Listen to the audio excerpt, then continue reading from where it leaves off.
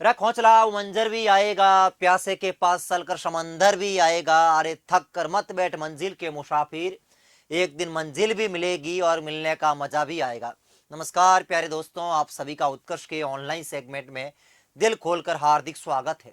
मैं हूं डॉक्टर मनोहर, एक बार फिर आपके सामने हाजिर हुआ हूं। जी हाँ दोस्तों, आज मैं बात करूंगा जो आपका 21 मई को एग्जाम होने वाला है RUSSCUT का।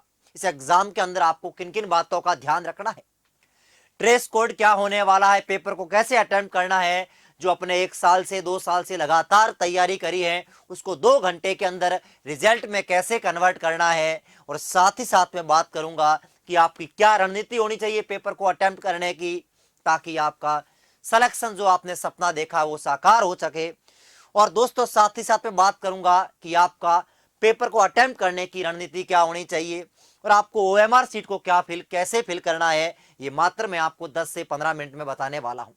मैं ये नहीं करूंगा लंबा 1-1, 2-2 घंटे के वीडियो 4-4, 5-5 बार डाल दूं, ऐसा नहीं करने वाला, क्योंकि आपका परसों एग्जाम है और आपका टाइम बहुत कीमती है। तो दोस्तों हम लोग बात करें सबसे पहले कि RUSSCUT का ड्रेस कोड क्या रहने वाला है, पेपर का अटेम्प्ट कैसे करे, और ये गलती आपको भूल के भी नहीं करनी है। दोस्तों ये अनुभव लंबे समय से ऑफलाइन पढ़ाया, जब बच्चे आके मिलते थे तो कहते थे कि सर पेपर बहुत आसान था लेकिन मैं अटेम्प्ट नहीं कर पाया, मेरे पास समय नहीं बचा, या फिर सर मैंने वहां पे मेरे से वो पेपर हुआ नहीं, वो प्रश्न मेरे से हुआ नहीं, जब मैंने घर आके देखा तो मेरे से वो हो गया। सर फिजिक्स मुश्किल तो नहीं थी लेकिन मेरे पास समय ही नहीं बचा। सर मैंने पेपर तो पूरा सॉल्व कर दिया था लेकिन लास्ट में मेरे पास समय बहुत कम बचा, मैं बबलिंग सही नहीं कर पाया। सर मिस्टेक हो गई। सर पहले ही मैं जब पेपर में बैठा तो मैं जब नाम की बबलिंग कर रहा था तो थोड़ी सी मिस्टेक हो गई, मैं पैनिक हो गया। मैंने हजारों बच्चों को ऐसे देखा है जिनकी शानदार तैयारी होती है, उसके बावजूद भी वो उस 2 घंटे के अंदर नहीं खेल पाते, क्योंकि गेम सारा आपने कितना पढ़ा अब ये मैटर ये नहीं करेगा। अब 2 घंटे के अंदर कौन सा विद्यार्थी प्रॉपर रणनीति के साथ, प्रॉपर प्लानिंग के साथ जो इंप्लीमेंट कर देगा, जो उसने पढ़ा है वो अच्छे से वहां इंप्लीमेंट कर देगा, वही सिलेक्शन लेके जाएगा। क्योंकि दोस्तों ये लड़ाई है, एक युद्ध की तरह है। यहां भीड़ है हजारों बच्चों की, लाखों बच्चों की, और अपने आप को सर्वश्रेष्ठ अपने को प्रूव करना होगा। और उसके लिए अपने को पूरी प्लानिंग के साथ, क्योंकि जो पढ़ना था हमने पढ़ लिया, अब पूरी प्लानिंग के साथ जो हमने पढ़ा है उसको अपने को पेपर के अंदर प्रूव करना है। तो दोस्तों हम लोग बात करें सबसे पहले बेसिक में बात करूं आपके सामने, तो शानदार, सबसे पता है कि सबका सेंटर जयपुर भी रहने वाला है। तो ध्यान रखें आपका जो पेपर का टाइमिंग है, आप सबसे पहले या तो एक दिन पहले चले जाए या फिर सुबह मॉर्निंग के अंदर कम से कम 8 से 9 बजे आप जयपुर पहुंच जाए। 8 से 9 बजे आप जयपुर पहुंच जाए।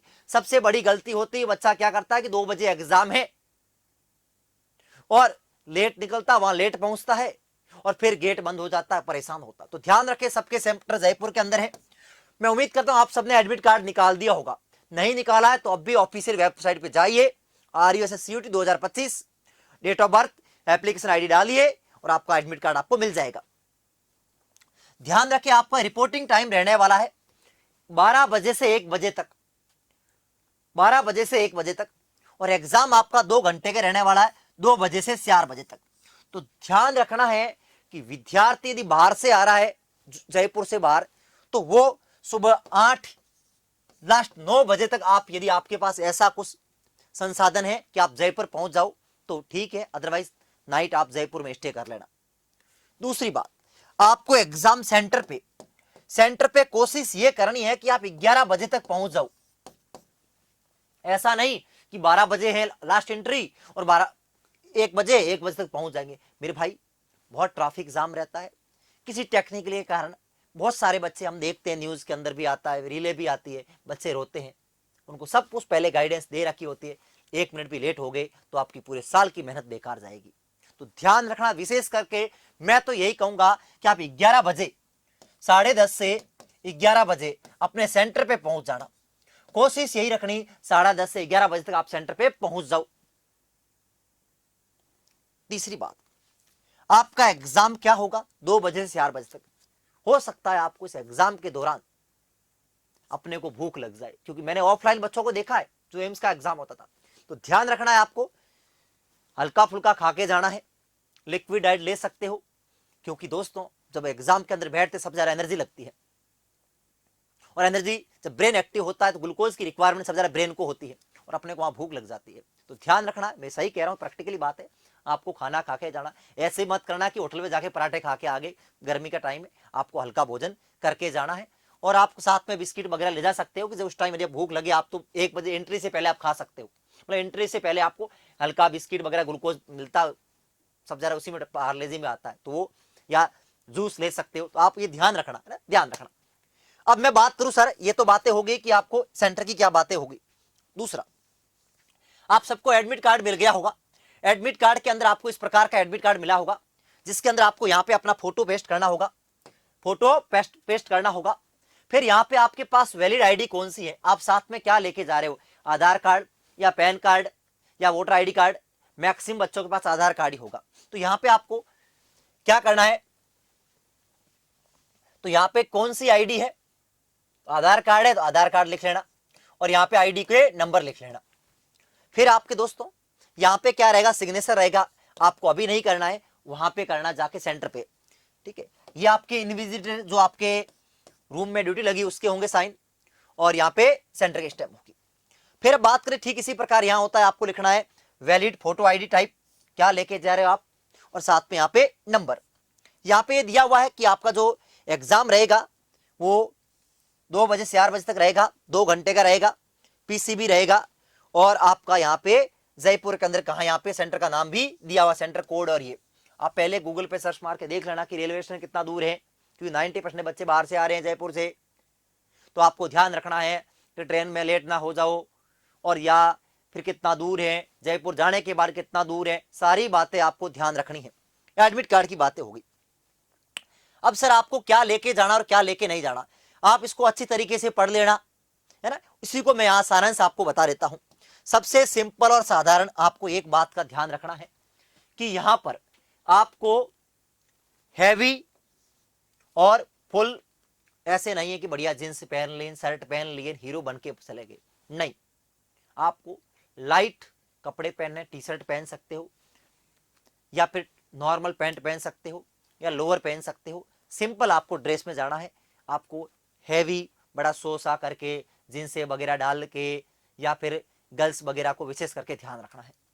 दूसरा आपको मैं साधारण बोलूं, सिंपल ड्रेस, मैं ये नहीं बोलूं क्या पहनना और क्या नहीं पहनना, मैं कहूंगा या पहनना, आपको टी शर्ट पहन लो, बिल्कुल लोअर पहन के चले जाओ, या फिर सिंपल आप सलवार सूट पहन सकते हो, लेकिन ज्यादा मेटालिक ना हो, बटन लगे हुए ना हो, या फिर इस प्रकार से आपको ध्यान में रखना है। सेकंड, ज्वेलरी, बहुत सारे लड़कियां होती हैं या लड़के होते हैं अपने राजस्थान में काना में लांग डालूड हवे या फिनी डालूड उठे जानो परेशान करे अपने, तो इन बात रो आपने ध्यान रखना है कि ऑर्नामेंटल आपको नहीं लेके जाना है। कोई कड़ा हो गया, या फिर गले में कुछ हो गया, या फिर किसी प्रकार की, हम लोग जैसे राजस्थान से बिलोंग करते थे, कोई भगवान की कोई हमारा कोई फूल हो गया, तो वहां पे आपको परेशान करेंगे वो, तो वो आप उसको थोड़ी देर के लिए निकाल सकते हो एग्जाम देने तक, है ना। तीसरा, स्मार्ट मोबाइल फोन, क्लॉक ये अलाउ नहीं है, क्लॉक अलाउ नहीं है ना। ब्रेसलेट, बिल्कुल कई बार हमारे कड़े हो गए या कुछ भी हो गए, अलाउ बिल्कुल नहीं, अंगूठियां वगैरह पहन के आ जाते हैं। अगला, कैप, टोपी लगा के नहीं, बैग भी अलाउ नहीं है ना, बेल्ट भी अलाउ नहीं है। वहां अपन बेल्ट लगा के चले गए और वहां गए पैंट लूज हो रही है, यहाँ पे बेल्ट लगा के चले गए, वहां गए पैंट लूज हो रही है, तो ध्यान रखना, आपको बेल्ट अलाउ नहीं है। ऐसे नहीं है, बढ़िया शूज वगैरह भी अलाउ नहीं है, आप ध्यान रखना इस बात का।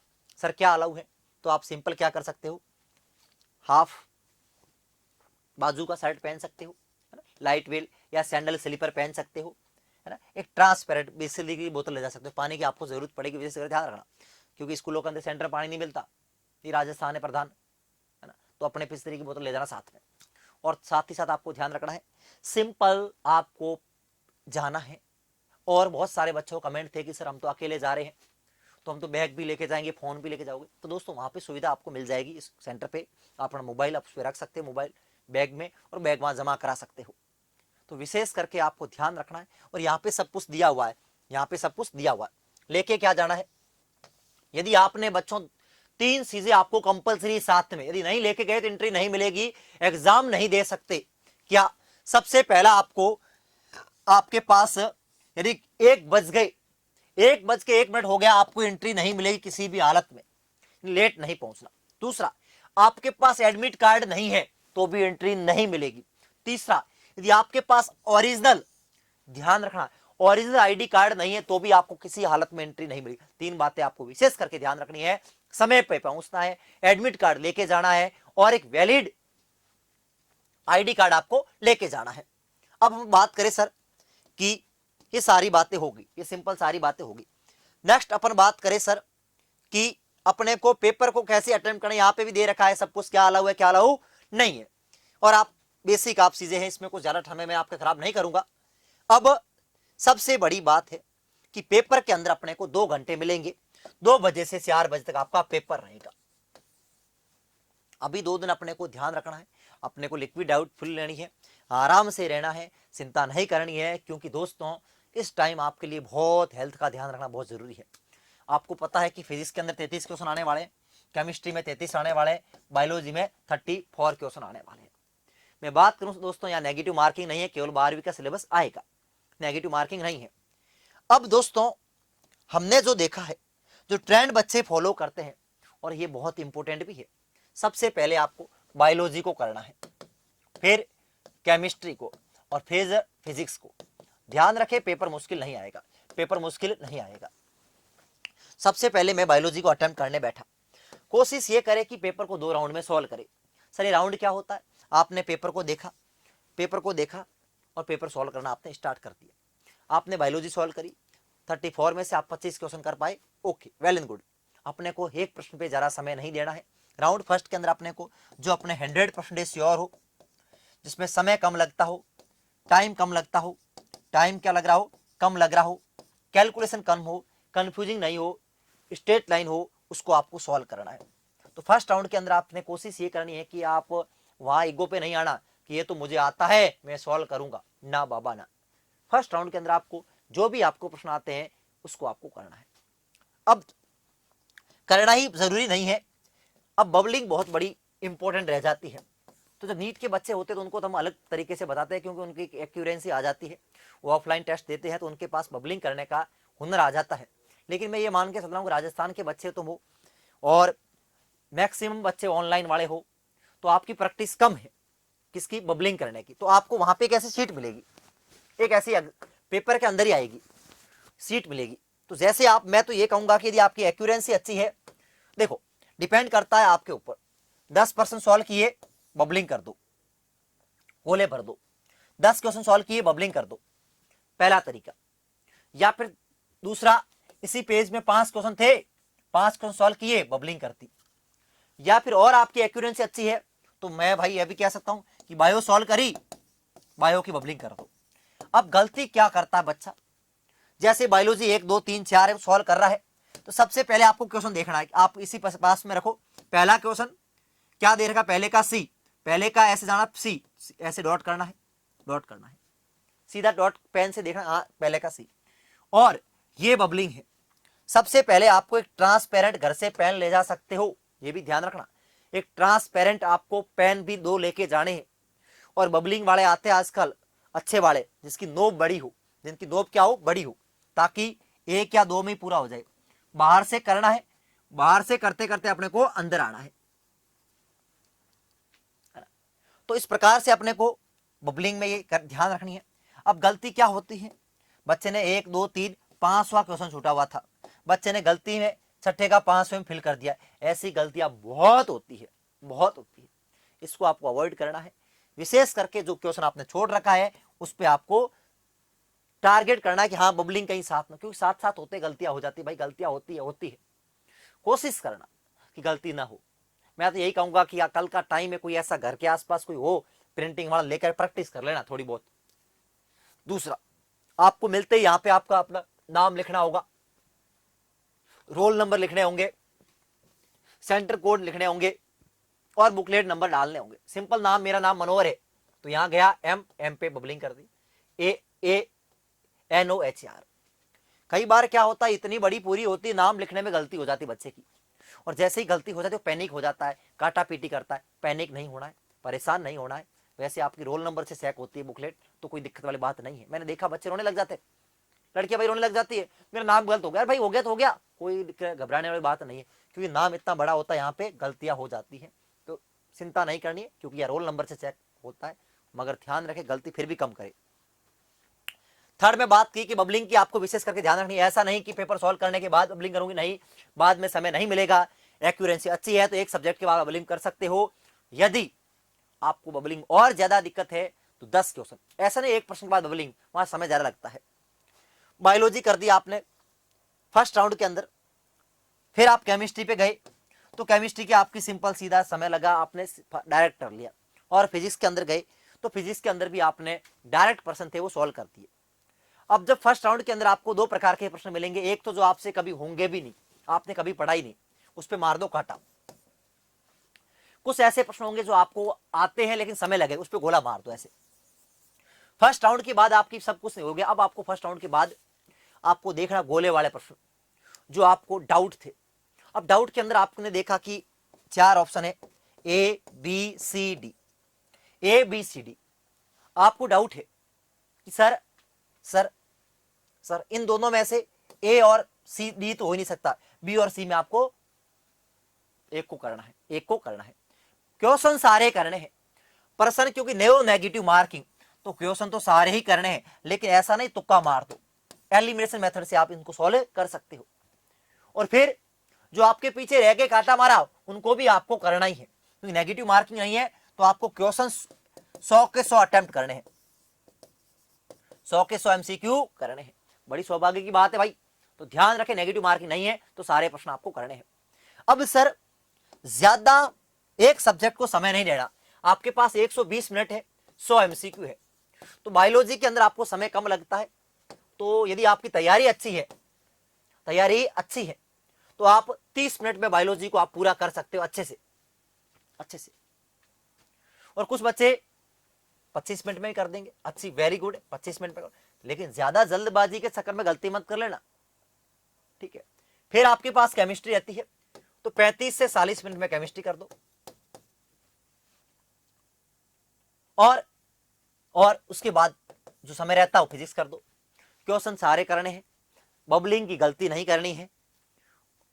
और अपन बात करें सर कि लास्ट टाइम पर आप सबको यह जरूर देखना है, समय का विशेष करके ध्यान रखना है, प्रश्नों को अच्छे से पढ़ना है, साथ के साथ बबलिंग करनी है। बायोलॉजी होगी, बायोलॉजी की बबलिंग कर दो, केमिस्ट्री होगी, केमिस्ट्री की बबलिंग कर दो, फिजिक्स होगी, फिजिक्स की बबलिंग कर दो। 2 राउंड पेपर सॉल्व करने की कोशिश करना। फर्स्ट राउंड में वही प्रश्न करना जो तुम्हें आते हो, सेकंड राउंड में सारे ही क्वेश्चन कर लेना, तुक्का नहीं मारना। तुक्का मारोगे किसमें, जो आपको 100% नहीं आता उसमें तुक्का मारना है, करना सारे हैं। तुक्के में भी आपको विशेष करके ध्यान रखना है कि भैया कौन सा नहीं हो रहा, कौन से 4 ऑप्शन में ये कभी हो नहीं सकता, तो एलिमिनेशन मेथड से आप यूज कर सकते हो। इस प्रकार से आपको विशेष करके ध्यान रखना है एडमिट कार्ड का। 3 बातें, समय का, एडमिट कार्ड का, और आपका आईडी कार्ड का। और साथ ही साथ दोस्तों आपको विशेष करके बबलिंग की ध्यान रखनी है, और कूल माइंड में शांति से जो होगा वो देखा जाएगा। ज्यादा टेंशन नहीं लेनी है, स्ट्रेस फ्री रहोगे तो अच्छा आप परफॉर्म करोगे। क्योंकि दोस्तों मैं यदि आपको बोलूं आप भागो, 10 किलो का भार दे दिया, एक मैंने बोला फ्री हैंड भागो, तो फ्री हैंड आप जल्दी भाग पाओगे। तो टेंशन नहीं लेनी है, बिना स्ट्रेस आपको शांति से आपको एग्जाम को अटेम्प्ट करना है, समय का ध्यान रखना। और आप सभी को उत्कर्ष परिवार की ओर से ऑल द बेस्ट। मैं उम्मीद करूंगा कि आप सारे विद्यार्थी बहुत शानदार परफॉर्म करोगे, लाजवाब परफॉर्म करोगे, क्योंकि आपने मेहनत करी है, आप अपने मेहनत पे भरोसा रखिए। इस समय नया पढ़ने की कोशिश ना करें, जितना हो सके इतना रिवाइज करें, इधर उधर ज्यादा समय खराब ना करें। इस टाइम बहुत सारे हम लोग डालेंगे कि ऐसे करना, ऐसे ऐसे, समय वेस्टेज ऑफ टाइम है। तो विशेष करके आपके पास आज का और कल का दिन है, अच्छे से रिवाइज करें। Thank you so much. जय हिंद, जय भारत।